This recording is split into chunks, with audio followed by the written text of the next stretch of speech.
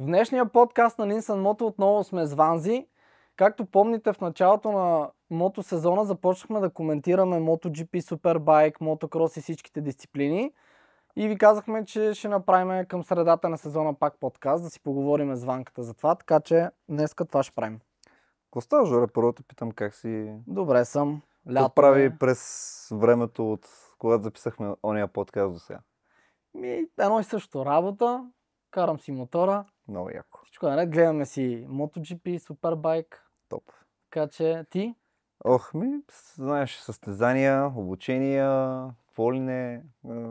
Всичко свързано с моторите. Беше доста натоварен няколко месеца.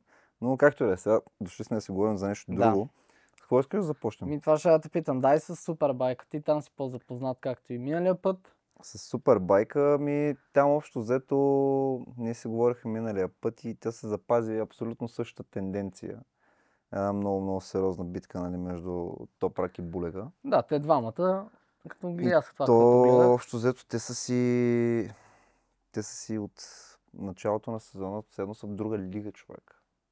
Разликата е толкова голяма между него, визирам Топрак и Булега спрямо останалите, че просто то е нереално. Те двамата си сменят постоянно. Първи, втори. Да, общо взето, да. Само е сега, ако не се лъжа, последното състезание, понеже, нали, Булега, това Басан или кой го... Да, имаше краш на първи завой, да. В случая Топрак си направи хетрика там. Точно така, но честно казано, според мен без това падане също Топрак щеше да победи. Въпросът е, че ще да му бъде доста по-трудно Добре, според теб какво се промени? Това, което си говорихме в началото, че, нали, мотора му не беше като пред от миналата година, заради шарнира и там другите разправи.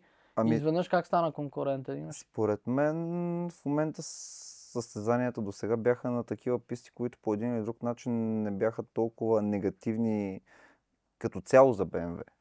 Но през времето те направиха доста подобрения, нали, по настройките на мотора. И мисля, че стигнаха до нещо, което поне да му даде един мотор, с който да може да се опита да се бори за победата. Сам каза, не винаги побеждава. Доста често и Булега побеждаваше, затова и в момента все още води. Да, с малко му го води. Да. Топрак последните няколко седмици малко скъсява дистанцията, особено сега и с това падане на Булега. Доста го настигна, да.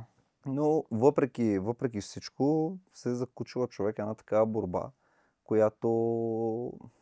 Той в момента, да, сезона си е между двамата. Иначе видяхме завръщането, нали, на Джонатан Рей. Все още не може да се завърне на цяло след контузията. Не може да достигне темпото, което иска, но има светлини напред. Има някаква светлина в края на тунела за него, според мен. Не знам обаче дали ще се поднови договора с Ямаха. Може да отиде, има някакви коментари, че може да смени отбора до година да се състезава за друг производител.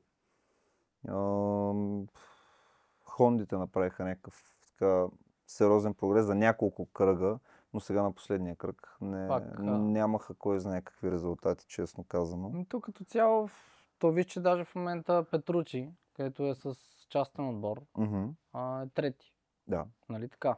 Петручи малко остана така в сянката във всички състезания, но доста почти всички класирания са от топ 5, нали? Да, има доста подиуми също, добри... нали? Така. Не случайно е на трето място. Не случайно е пред Балтиста. Но, от друга гледна точка, Балтиста, бомбата, която хвърлиха Дукати, че няма да му подновят договора. Да, и аз това го четох. И за момента си е свободен агент. Все още, доколкото знам, няма пилотско място, нали, осигурено за следващата година. Според тебе ще вземе ли някакво място в Супербайк? Има някакъв шанс да се върне на Хонда, въпреки че това не мисля, че ще се случи. Честно казвам, не знам, той вече е и възрастен. Той си на години, това ще ти кажа. Той е 40 ли? Колко е? Не знам, между над 40 е силно, но точно възраст. Да, в смисъл, че... 42, защо нещо такова ми се даже над 40. Пак има желание, за което. Има, да. Той и пак кара, мисля, че имаш някакви подиуми. Даже Да. Не казвам нищо, просто остана много сериозно в сянката на Булега. Който още от миналата година отправи някакво сериозна борба за титлата още от дебютната си година. Всички очакваха, между другото, тази година да е на едно ниво над Топрак. но познаваме много добре Топрак и той не се отказва без значение също кого кара. И това му позволява в момента да е толкова близо до него като точки. И според мен има много реален шанс Топрак да стане шампион, но има и много голям шанс и Булега да стане шампион. Да, това е интересно. Една малка стъпка на криво, за който и от двамата може да реши сезона. Да. И двамата трябва да бъдат едновременно по-бързи от съперника си, но и изключително внимателни, за да не направят тая грешчица малка, която може да им коства шампионата. Но според мен фокуса на Топрак в момента е малко изместен. Съвсем различен. Към MotoGP, тъй като една от последните новини е, че той се присъединява към Пармак Ямаха. Да, което аз се шокирах, като го прочетох. Имах някакви...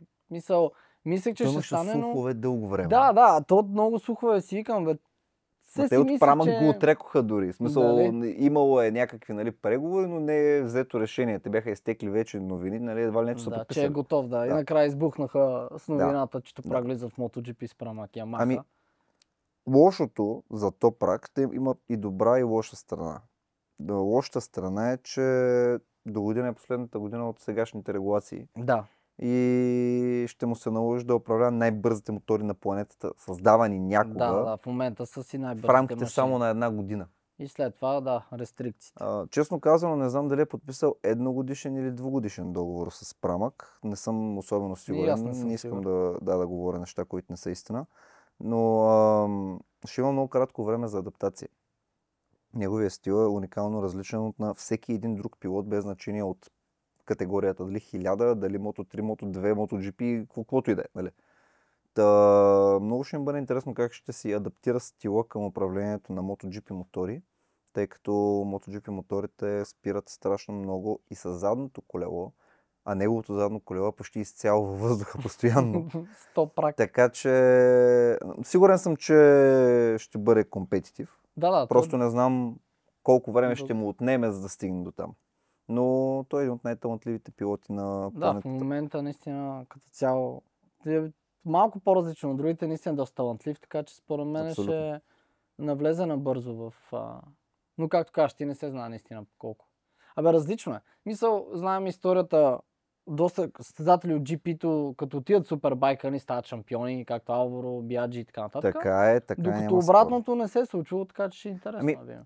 Това е, че всички пилоти от GP-то могат да си тренират с сток машини. Сток машини, какво искам да кажа? Това, което мога да си го купя аз и ти от магазина, да му се сложи едно рейсингово качване. Тези мотори са много по-близки, въпреки че нямат нищо общо с супербайк машините, но са много по-близки до супербайк машините, отколкото един MotoGP мотор е. И може би е доста по-лесно да се адаптираш към тях и за това, тъй като знаем, че пилотите в MotoGP са едни от най-талантливите, без значение първия, петия, десетия в генералното и така нататък. Там всички са с някакъв супер талант. Най-бързите в света, 20 човека. Мога да завършва последно, но той е в GP-то. Точно така. И е там с причина. С причина, точно малко така са били пилотите, които са там без причина. Имало и такива, Имало е, да.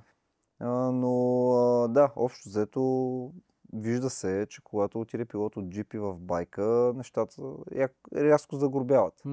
Но и обратното ми се иска да го видя, ако трябва да съм честен. Да, ще е интересно много. Рей, между другото, не беше особено щастлив. Не, че не беше особено щастлив, беше естествено, че той си е съпортер на Топрак, естествено. Двамата са водили сумати битки и си имат добра връзка, но може би така малко го удари като емоция, че преди години, когато той стана 1000 пъти шампион в байка, на него беше гледано като на човек, който няма едва ли не талант за MotoGP и не се премести в GP-то, а сега Топрак има 2 титли и изведнъж, нали... Да. Но според мен са по-различни нещата. Друго е. Първо, че и Топрак се доказа, че наистина... Верно, Рей 6 години беше поред с Кавазакито, но някакси Топрак всички го знаят с неговия стил на каране, че наистина е много талантлив и той... Не мога аз лично да кажа кой е по-талантлив от двамата. Факт е, че и двамата са велики световни шампиони. Сигурност, да. Но, ще се видим, между другото, и каквото и да спекулираме общо взето, до по-малко от година ще разберем какво е това. Но тръпна да го Да, видя мен ще ми е какво ще интересно. направи и да, и колко бързо ще влезе в джаза. И по тази логика Булега остава, може би, без много голяма конкуренция, ако съдиме по този сезон. Да. До година не знам кой ще го конкурира. Ами, имаше едни слухове, че Джак Милър може рязко да му се освободи място в HRC, Да, в Honda, да. в байка, нали? Въпросът е дали Милър иска да се прехвърли в байка, но честно казано, ако не му подновят договора от Прамак, тъй като или той, или Мигел трябва Оливейра да... заминава, да. Някой от тях трябва да замине, за да направи място за вече подписания договор на Топрак. Да. Все още не се знае кой. Съвсем скоро, между другото, обявиха от Прамак, че много скоро ще има изявление кой ще е съотборника на Топрак от тях двамата. Но ако някой пилот от GP-то отиде в байка, за мен това ще е най-възможното като реален да компетишън. конкурира на Булега. Принципно да, защото не виждам кой би могъл толкова много да напредне, че нали, да се състезава рамо до рамо с него, да не говорим да се бори за шампионата. В момента и двамата просто все едно другите Друг карат клас. сток мотори, те карат байк мотори. Разбираш, разликата е огромна. Да. Слагат им по 5-10 секунди на състезание, което е... На трети, И четвърти. то навсякъде, не е на точно определени трасета 2-3 в годината. На всяко едно трасе се случва абсолютно едно и също нещо. И ще мине време другите производители малко нали, да наваксат с машини и пилотите да наваксат като умения и така нататък. Но ще видим. Това поне така мисля. Нали? Да. Ако съдиме по сезона сега, да. Виж сега, то до края на годината може нещо и да се случи и на някой пилот, нещо да му щракне. И да почне да раздава още страшно много да си вдигне темпото, да почне да се състезава рамо до рамо с тях. Да. Може Yamaha или Honda да излязат за следващата година с някакъв вау мотор, въпреки че няма такива слухове, но всичко е възможно, човек. Никога нищо не се знае. До година също да не забравяме, че вече ще карат новото V4R, което е като новата V4S, която е от тази година с нали, двойния шарнир. Да. И много неща ще бъдат различни общо взето. Така че не можем с чиста монета просто е така да кажем, този ще е шампион следващите 5 години или нещо от този сорт. Абсолютно нищо не се знае. Съмнявам се, че ще видим такава доминация, която имаше при Джонатан Рейд толкова дълго време. Толкова години, да. Това е много трудно постижимо и общо взето не се случва толкова често. Така, да. Горе-долу е веднъж на поколение. Как беше с Роси, как беше с Марк Маркес. Супербайк друг. Визирам MotoGP в случая. Да, но и Супербайк там с Трой Бейли, с Трой Корсър и така нататък. Да. Също имаха такива силни сезони. Да, абсолютно. И за Супербайка, какво ти кажеш, е битката между Булега и Топрак. Ще видим накрая кой ще излезе победител. Интересно ми е също да видя кой от пилотите от Суперспорт 600, Суперспорт не е 600. Вече знаем, че има много различни кубатури там. Да, има 800 там. Точно, да. Те са... Дукатито, Триумфа, то всичко е някакво смесено. 600 остана само това, 600 остана само Кавазаките. Да. Те Ямаха CR9 ли са там? Да. Те с тия 3 цилиндрови станаха много... Виж сега, общо взето, добре, че има хубави регулации, които да успеят да изравнят моторите, защото общо взето там идеята е моторите всички, без значение от производителя, са максимално близки, за да може да се отсее максимално най-добрия материал за супербайк, нали? Да. Мисля, че класа работи доста добре, според мен. Ще се види кой ще се качи нали, в горния клас. Аз си мисля, че има някакви шансове да стане и още по-интересно. Имам някакви съмнения, но няма да споделям нищо, докато не видя поне края на сезона. Докато не видим, да. И така, ти нещо да кажеш за мотокроса. Какво се случва в мотокроса? В мотокроса там Гайсер направи едно много гадно падане. Тим Гайсер, т.е. големия шампион, където миналата година за малко да стане. Така. Направи много лошо падане, контузи се и си, как се вика, прецака си сезона. Не кара, даже още не се е върнала, то вече минаха доста време, месеци, нещо, 2 даже.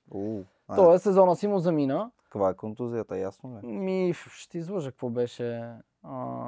Рамото мисля, че си беше... Трябваше да му се прави операция, в смисъл наистина беше много зле. И оттам вече в случая този малкия Лукас Куинен, който е с КТМ 450 за първи път тази година, се представя много добре, постоянно е на подиум, но Роман Февър с Кавазакито, който в момента ги води в шампионата и той е най-постоянен от всички. И най-големия Херлингс, разбира се, в началото почна доста, той също се върна от контузия, почна доста слабо, но последните състезания почна да ги бие наново. Продължава да си подобрява рекордите. А има ли време според теб да навакса като точки? Какво мислиш, че ще се случи? Винаги има време. Както кажеш, той в мотокроса, знаеш, падането ето както Гайсер. Да. Постоянен и изведнъж от нищото пада и си прецаква целия сезон. Има винаги вероятно, просто Роман Февър е адски постоянен. Той е на подиума почти всяко състезание. Често казвам, това печелите. Да не забравяме в MotoGP Жуан Мир 2020 година с една победа. Почти подарена победа стана шампион. Така е. Така че в мотокроса това е за световния шампионат. Често си казват, както Гайсър не кара, има някакви битки, ама не е това, което е. Но пък виж американците, те започнаха, мотокроса започна там, свърши суперкроса. Те в суперкрос всички бяха контузени. Ние тогава си го говорихме с тебе. И сега в Джет Лоренс почти всяко състезание е пръв. И двата манша, тежка доминация. Но пък там не си интересно, защото той тази година Прадо за първи път кара там. Шампион от миналата година от световния. А той как се представя? Как е разликата? Доста голяма разлика. Имаха голями очаквания, че ще се бори за първите места, но не е така. Не е така. Грубо завършва 10-то място, 9-то, там нещо от този американците са направили доста... За мен лично, не че са по-добри, но някак си там има много повече конкуренция, много повече състезатели, бързи състезатели, защото там не знам ли забелязвам, но тук в Европа, знаеш, на гейтовете са 40 гейта, стартира човек, толкова хора. В Европа почти никога не е пълен гейт. Докато в американските шампионати има LCQ-та, т.е. има много по-бавни, които дори не могат да влезат в тия 40. Т.е. те се борят адски много хора, за да влезат в 40-ката, т.е. в главните състезания. Т.е. там конкуренцията е огромна и наистина парите са много по-големи. Още суперкроса най-много, но мотокроса си върви вече ръка за ръка с тях.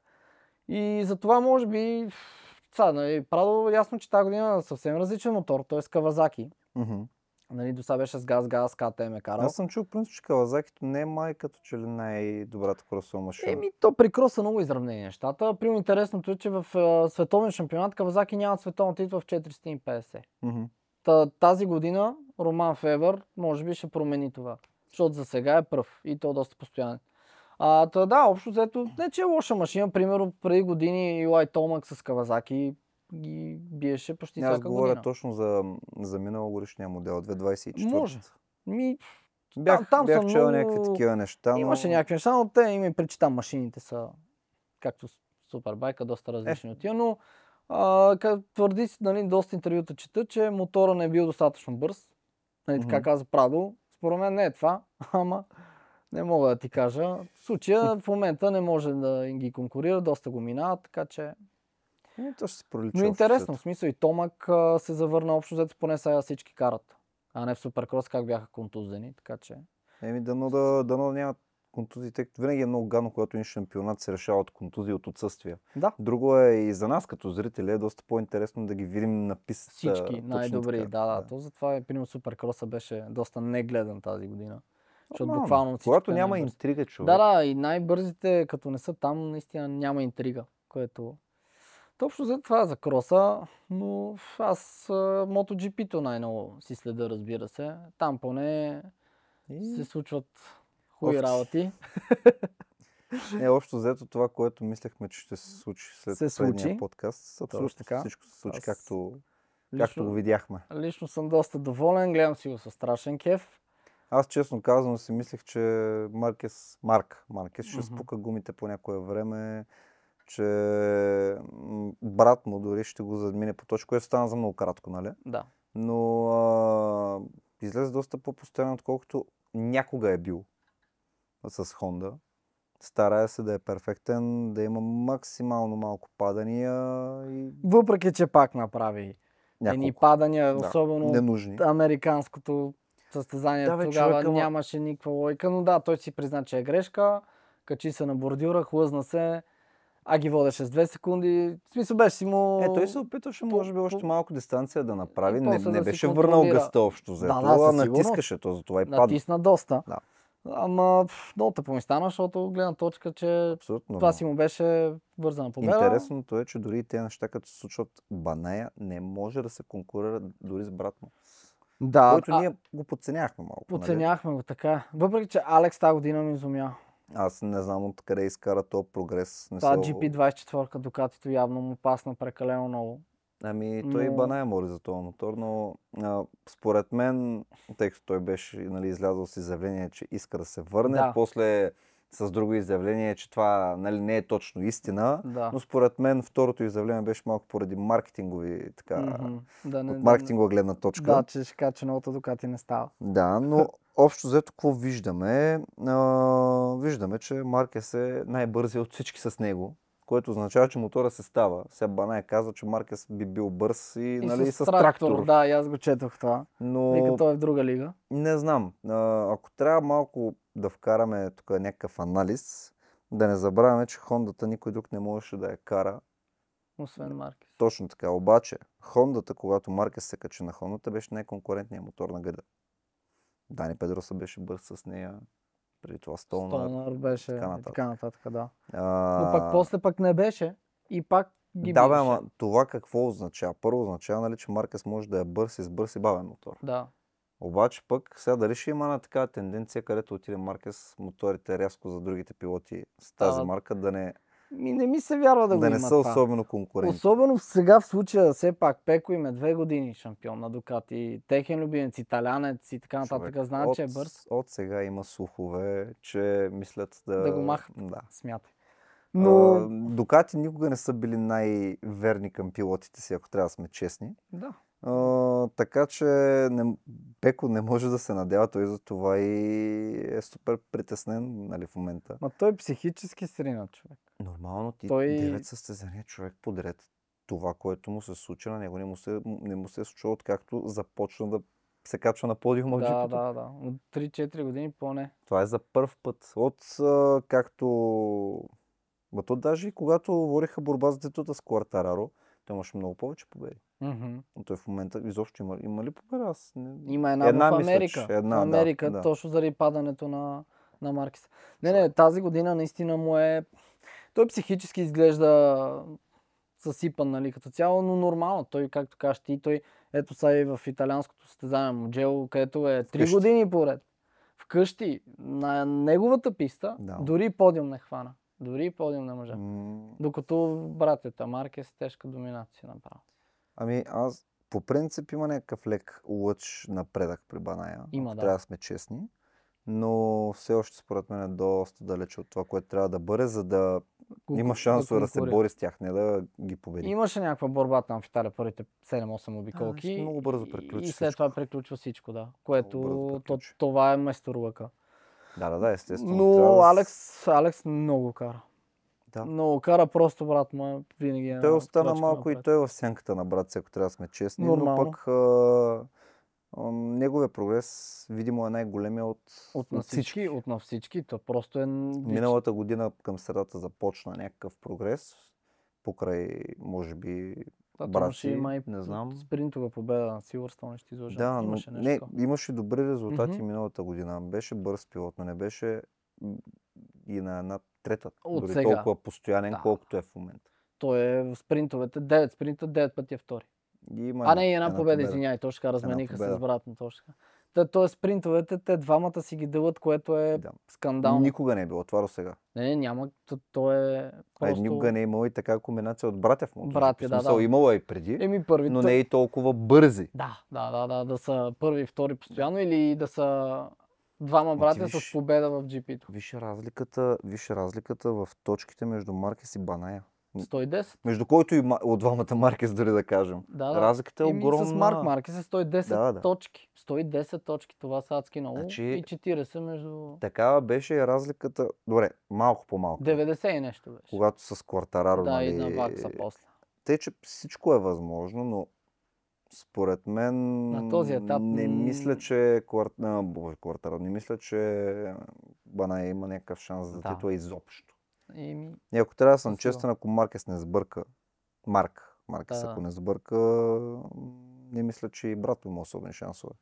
Да, ако продължава да е постоянен като всяко състезание, така и Нали, той дори от тук нататък не трябва постоянно да е първи. Да, той да си поддържа подиум и това, което говорихме и за мотокрос, че като е постоянен, че спокойно може да си позволи да Той стане просто пак. винаги трябва да бъде пред брат си. Да. Това е. Да, това е всъщност в момента, това му е най-важното.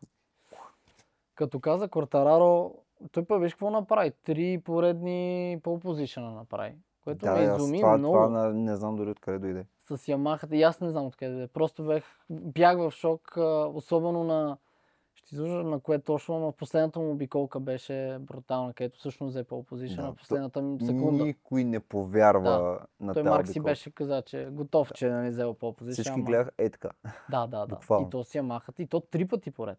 Но пък виж на състезанията, за съжаление, имаше всъщност, Силвърстоун, тогава всички... Мале, как съм скачал човек от дивана. Всички ревахме заедно с него. Ужас. Много това беше толкова съкрушително. 5 секунди ги водеше. 5 човек. секунди. Да, наистина, това беше все едно голяма къръщина. Ти с 5 секунди ги водиш. С Ямах победа за първи път в толкова години. Никога този мотор не е имал повреда точно на този девайс. Ти кажа, абсолютно никога. Не, наистина било явно някакъв знак от съдбата, не знам. Беше много странно. Между другото, 100% психически това малко му е повлияло, но не знам колко да го срине и колко да го мотивира. Да го мотивира, малко да го ядоса, да го сръчка. Надявам се да е второто. Но сега с това лошо падане на Муджело, нали, казаха, че частично си е извадил рамото, след което някак си там още маршалите са му го вкарали обратно. Не можах да разбера. Да, аз гледах, нещо правиха. Но абсолютен героизъм. Той веднага се качи на мотора, успя да влезе в Q2. После в квалификацията, 5-то място, нали 5-ти беше в квалификацията, ако не се лъжа. Това е бати постижението, човек. Нали, все пак той е контузен, не може да натиска по максимално агресивния начин, който трябва, за да я бърз с Ямахата. Но в състезанието се видя, че просто минат ли 5-6 обиколки, контузията го наляга веднага и темпото спада. И мотора не може до там да го кавърне, нали? Да. Още не е толкова конкурентен, колкото... Ами аз не мисля, че някога този мотор в този му вид ще бъде перфектно конкурентен. Малко нали, слуховете за V4, че ще... Има ли смисъл? Време. Кажи ми, има ли смисъл от тия тестове изобщо? Защото 2027 идва.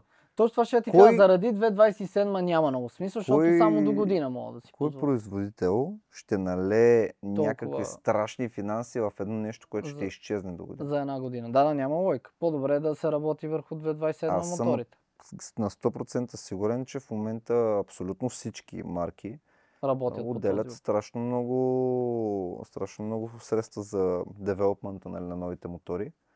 Но малко, не знам, визирам Дорна и Фим, имат малко според мен грешна представа за тези ограничения, които ще налагат. Нали, ще ги правят 850, ще премахват... Аероелемент е по-къси, само една опашка през сезона, аероелементи. Да, ще махат също и тези стартиращи устройства и движения. Девайсите и тия работи.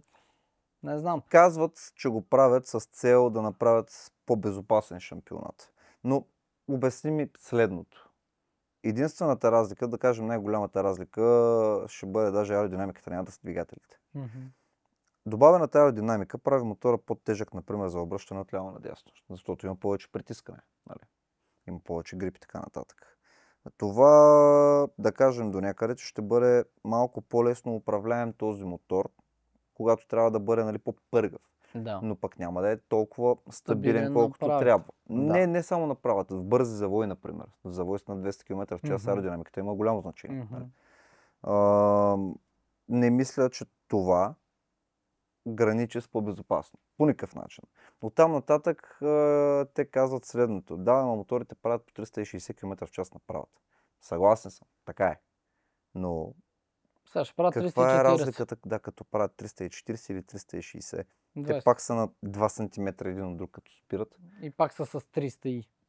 Да. Да, принципно до някъде. Общо взето по-скоро това за мен е един такъв рестарт, който позволява на всички марки. Да. И може би това е главната идея за това. Позволява на всички марки, нали, да започнат на чисто, да се изравни пак нивото, да се тръгне от нищото, както се Да, казва. за да не е едно и също всяка година. Но какво правим сега? Кой ще е най-бързият шампионат на планетата? MotoGP или Superbike? Да, точно това ще я ти кажа, защото сега Разликата и е сега секунда. времената не са им чак толкова. Бях гледал някаква съпоставка на едно трасе Супербайк и GP-то какво правят. Чакай, това беше на едни тестове на GP-то, по принцип. И разликата беше секунда и нещо. Реално разликата, истинската разлика, примерно в квалификация, според мен е около 2 и малко секунди. Съмнявам се, че чак толкова по-бавни ще станат моторите в GP-то, но изведнъж много ще се изравнят нещата. Да. То имаше точно такива спекулации, че нали, с каква идея го правят, да е по-конкурентно, да е по... Както ви всеки да има шанса да са по-нормални моторите, ако така мога да кажа. И точно това казваха. Има супербайк за това нещо. GP-то трябва да е... Всичко кос. Всичко кос. Да. Там са най-скъпите машини, най-големите иновации. Точно така. Точно да не това е забравяме, смисъл. че там, каквото излезе там, след 10 години влиза в байка. Влиза в байка. Да, точно така. И в моторите, които Точно всъщност така. се купуват по лице. Но, Аероелементи и какво ли не. Надявам се единствено да не превърнат MotoGP във Формула 1. Проблемът е, че натам отиват нещата, защото ги купи Liberty Media, Ясно, която държи ясно. Формула 1. Силно се надявам просто да не повлияят до там на техническите регулации, Да. че нещата да станат толкова нали, безинтересни. Безинтересни. Не мога да кажа, че Формула 1 е безинтересен спорт, защото не е. Не, има някаква... Спрямо преди GP-то. 15 години Формула 1. Различно Това се опитвам да кажа. Различно е, да. Въпреки, че в GP-то при моторите винаги го има. В смисъл, при колите... Не знам. Да. GP-то трудно да стане толкова скучен. Затова е толкова интересен този спорт. Защото, примерно, гледал съм някакви състезания по Формула 1. Често ти кажа, наистина имат син чу, че не се случва нищо. Те карат по 60 обиколки, карат си, влизат, сменят гуми, пак си на едно и също позиция. Няма я тази тръпка, нали. Има някакви изпреварвания, ама не знам, не я следа много, както и да е. Но да, надявам се и аз да не стане нещо такова, но не ми се вярва. Там при моторите според мен ще има борба доста голяма и винаги е по-интересно. Виж, най-малкото, поне за сега, доколкото знаем, Супербайка няма да отива никъде. И аз съм сигурен, че с времето ще се намери съперник на Булега, така че ще има интересни спортове, които да гледаме. Просто искам и се да вярвам, че MotoGP ще остане това, което е. Да, това е идеята, за да гледаш най-бързите машини с най-бързите пилоти, както е в момента. Много интересно какво стана. В Супербайка изчезват Пирели и отиват Мишелин. В GP-то обратното. Да. Влиза Мишелин, махат се Пирели. Няма как да има монопол във всички шампионати от една марка. Да. Това е изключено. Но странно, че се сменят и на двете. Явно в смисъл едната решава. Явно си имат някакви. А това в GP-то изобщо не се чуваше, че ще се случи. Да. Мисля, тази новина дойде от никъде буквално. Но бях изненадан. Мислех, че ще има 1-2 сезона, в които Пирели са на всичко. Но явно не го позволяват по никакъв начин. Някой не го позволява. Има и предвид, че със сигурност им е коствало на Мишелин цялото това движение. Но, ще видим. Интересно ми е. Стане, защото там, знаеш, гумите са много важни. Един от най-решаващите фактори са. И е много, много важно. На Мишелин ще им е по-лесно да развият гуми за Супербайк. Но на Пирели да решим е добре. Другата причина също. Това моторите ще бъдат доста по-щадящи към гумите, със сигурност. Така че може би на Пирели ще има една идея по-лесно, отколкото до сега им беше на Мишелин да измислят мамка му какви гуми да сложат на тези мотори, така че да издържат и едновременно да имат сцепление през цяло състезание, само в квалификационната. То в Moto2, в Moto3, ако не се лъжа, не е Мишелин, е Пирели, нали така? Пирели, да. Беше доскоро Dunlop, до преди 2 години. Имат някакъв опит с такива машини. В смисъл не е GP машина, но... То няма нищо общо с тези мотори. Да. Гумите между Moto3 и Moto2, между другото, са доста близки. Близки, коренно различни размери. Искам да кажа, че компаундите, самите смеси на гумите нямат чак такова голяма разлика. Но в GP-то действат едни много различни сили, нали, латерално G, много по-голямо, усилие на спиране, на ускорение, всичко е различно и според мен изцяло специални гуми ще се разработят за там. Няма да е нещо, което може да се продава. Не, със сигурност ще е специално, просто казвам, че ще се справят, все пак Pirelli са си сериозна марка. А сега какво на следващото GP? Алеш Еспаргаро замества Марини? В Honda, в HRC. Това е в Холандия, където ще е. Да, дали ще бута Франко Морбиделе? Ще ви, не знам, ти видя ли Франко? И той си продължава как бутна Винялес в Италия. Директно си му влезна без да се замисли. Тъпа ситуация, между другото. Тъпа, той просто, те нали го наказаха един лонг лап, той па не го мира както трябва, още един лонг лап. Ама Винялес си му съсипа. А Винялес беше много бърз в Италия. Да. Което КТМ-те тази година са много зле в сравнение с миналата. Те не бяха бавни. Не, това ти казвам, не бяха, но говорят и всичките състезания, че са доста... Виж, Коща миналата година беше доста по-бърз. Тази година... Ама те нали имаха проблеми. Там щяха да фалират. Купиха ги... Виж, това със сигурност е оказало някакво влияние на целия им...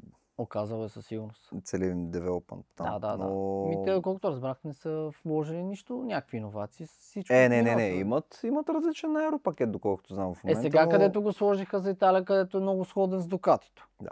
И може би затова станаха малко по-бързи, но преди това... Възможно е. Не, виж, като база мотора е хубав, но има един огромен проблем, който ги мъчи от ден днешен, вибрациите отзад. Да. Но на правата пък обаче наистина е много бърз мотор. Да. Той още държи рекорда на Mugello. Да, между другото никой не може да го мине този рекорд. Да, и тази година аз мисля, че ще го минат. Не знам дали не видя 2024 година състезателната дистанция е измината с доста секунди по-бързо от Баная, отколкото тази година победителен от Маркес. Да. Което е много интересно. Вижте, нали, различни условия, температури, всичко това влияе. Да, влияе. Но не очаквах това. Очаквах да е примерно с секунда-две състезателното темпо по-бързо. Както в повечето състезания е по-бързо, защото нали, това, което гледам на други писти от миналата година е по-бързо. Да. Виж, че постоянно се подобряват рекордите. Маркес им чу, че вече има рекорд на всяка писта, която е отишъл. На 3 няма. На 3 няма със сигурност. Така е. До година ще ги подобри там. Интересно ми е само сега, когато моторите се променят 2027 година, дали те ще трябва, няма как да не рестартират рекордите на пистите. Да, защото въпреки, че не, те си остават, според мен това ще си останат рекордите на тия писти, защото те няма как ги подобрят, според мен.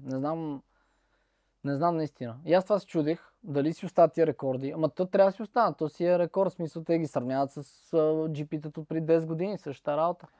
Така че, в смисъл най-бързото минато време на тази писта с мотор. Да.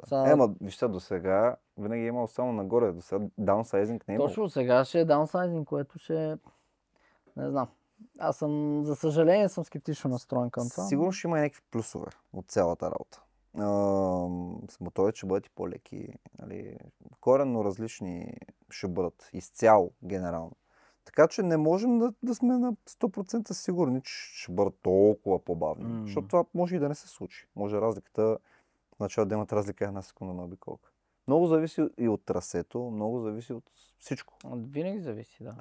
Може пък да се окаже, че износват тези мотори много по-добре гумите и в по-дълга състезателна дистанция да се окажат абсолютно еднакво бързи, колкото MotoGP старите вече мотори, които ще бъдат. Просто защото те са имали доста по-голям разход на гуми и доста повече им е дропало темпото от средата нататък. Нищо не се знае. Така е, точно това, че може пък наистина и там темпото да се задържи заради... Има много фактори, така че ще видим. Може пък да станат доста по-лесни като машини за управление и доста повече пилоти да почнат да се борят за шампионат. Човек, и толкова са... Има много фактори, така е. Видя ли какво стана с шампиона от миналата година? Хорхе. Там аз лично съм малко разочарован от новините, които чухме. Ще напуска Априлия. Да, това по принцип той има 2-годишен договор и би било доста спортсменско да се го изпълни. Принципно, както всички казаха. Но виж, човек, за 2027 така или иначе нещата се рестартират. Той имаше 2 скандално добри години в Дукати. Всички са сигурни какъв талант има той. Както никой не е забрал какъв талант има Квартараро. Да. Но не знам какво го накара да терминира договора си, защото той е използвал, нали, една клауза, за да терминира договора си след края на първата година. Но според мен трябваше да даде шанс. Трябваше, защото Много той първо, че имаше едно състезание, където всъщност падна и се контузи много лошо, и оттам вече със силност си съсипа целият сезон. Много рано се и върна. Много рано се върна, много искаше, но не стана. Виж сега, истината е следната. Априлия имат все още, но общо взето до края на тази година, световен шампион при тях. Сега, при така стеклица обстоятелства е ясно. Но да кажем, договорът им продължаваше да тече до година, всичко се е наред. Мислиш ли, че тези хора нямаше да видят абсолютно всички негативи от тази година, това, което на Мартин не му харесва да направят мотора по негово желание? Защото те щяха да го направят, особено след препоръките на Еспаргаро. След като знаят, че той е световен шампион, вице-шампион и така нататък. Реално какъв талант всъщност има.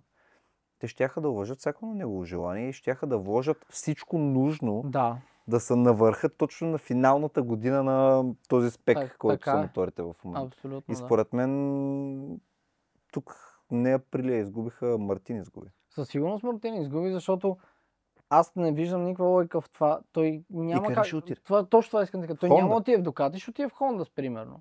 И какво правим? До година правим същото, което се случи тая година, нали, кара неуточнен мотор за него и така нататък. Въпреки, че Хондата има прогрес. Видяхме Зарко. Не, има прогрес. Видяхме Зарко, но там му помогна много късмета, че остана. Добре, и второ място има, но победата му, верно, изкефих се много. Не, това беше доста... късмет с гумите, че остана с тях. Иначе... Но не, както и да е мисълта ми, аз не мисля по никакъв начин, че Хондата е по-добър мотор от Априлията. Да. Не мисля така. Въпросът е, че той вече е покарал. Април е тестваната. Знае какво не му допада. Казал е на този тим какво не му допада. Със сигурност има още много неща, които той трябва да промени в своя стил, след което да се види какво още трябва да се промени по мотора, за да се срещнат някъде по средата той и мотора. И ако това партньорство, той беше повярвал в това партньорство, може би ще да излезе нещо за до година. Да, аз това си мисля за до година. И то... Спекулации. Вече и да го говорим няма никакъв смисъл. Да. Но виж какво нещо е Безеки, нали? Спечели. И това беше малко. Късмет, че Квартараро, нали, му се чупи мотор, но като цяло много добре дойде на Априлия тогава, за да го кажат на Хорхе. Виждаш? Естествено. Може сега се гледа работата. Сега се гледа, виж, победихме. Нали, конкурентен. Аз не знам дали все още, дали е на 100% потвърдено, че ще напуска Априлия. Не знам дали и аз доколкото разбрах на 100%, дали е задействано. Но да, не знам. Не съм сигурен. Много неща могат да се променят, но аз не мисля, че Априлия ще бъдат особено щастливи, дори той да остане. В смисъл, има вече горчивото чувство. Вече го има, да. Все едно отказа се от нас, нали? Прав ти път. Да. Доверието отива по дяволите малко и каквото и да стане, вече няма толкова да вземат предвид мнението му, защото те знаят, че 3 състезания подред мотора не му харесва и той какво ще се хване пътя и ще тръгне. Което... според мен не беше коректно, но... Майкареността на Квартараро не е особено супер, защото колко години вече стана се мъчи. Да, той вярва в проекта и това е много благородно по принцип. Както те са повярвали в него, когато той е стартирал. Сега той вярва в Ямаха, че отново ще се върнат на върха. Да. Но общо взето всички тези движения са рискове. За абсолютно всички. И движението на Маркес, което направи миналата година, за да излезе от заводския отбор да кара някакво Дукати, също беше много рисков ход. Но даде плод. Да. И то е огромен плод. Риска на Мартин по никакъв начин пак не даде. Винаги има някакъв такъв пример. Но, очертава се странен край на сезона, защото горе-долу 99% знаем какво ще се случи, обаче пък точно когато си сигурен какво ще се случи, всичко може да се обърка. Вярно. И това сме го виждали. Виждали сме го и преди точно с Маркес сме го виждали. Така че всичко може да се случи, естествено не пожелавам на никога нещо такова. Надявам се, пак казвам, битката да бъде решена на пистата, а А не с не в контузии. болницата или с Да. невъзможност за каране. Абсолютно, да. Надявам се, който и да стане шампион, да си го заслужи на пистата, рамо до рамо, борейки се с съперника си за титлата. Както си трябва по Точно, принцип. точно така. Той тогава е най-сладка титлата, има предвид. Абсолютно, като знаеш, че си я взел със смисъл на Жоан Отличен Мир. опит ти го казвам. Нали? На Жоан Мир титлата, примерно. Ами, Беше си... не, чакай. На Жоан Мир титлата той просто беше постоянен. Постоянен, Другите това ще просто ти кажа, постоянно падаха. Но и тогава бяха много шантови времена. Да. COVID-а, едни състезания, две състезания на писта, по-обратна писта. Беше много странен сезон, но да. Общо взето, COVID беше много тегаво. Да. Ще видим какво ще стане. Мен за сега адски ми хареса. Всички шампионати има някакви поне битки. В мотокроса е малко няма чак толкова, но там вече много зависи. Американците ще отстранят ли положението? Да, ще отстранят положението, ще стане по-интересно. Но за GP-то следиме го и се надявам така продължава да е интересно. Има си битки, супербайка. Ще видим Булега и Топрак какво ще направят. Виж, имаше и някакви спекулации, нали, че Булега, всъщност не спекулации, Булега, нали, ще прави някакъв тест на Дукати, но от Дукати, мисля, че Тардоци точно каза, че нали, това не е тест дали ще влезе да кара в GP, по-скоро подарък, нали? Да покара такъв. Имаше някакви такива слухове, не знам дали са потвърдени.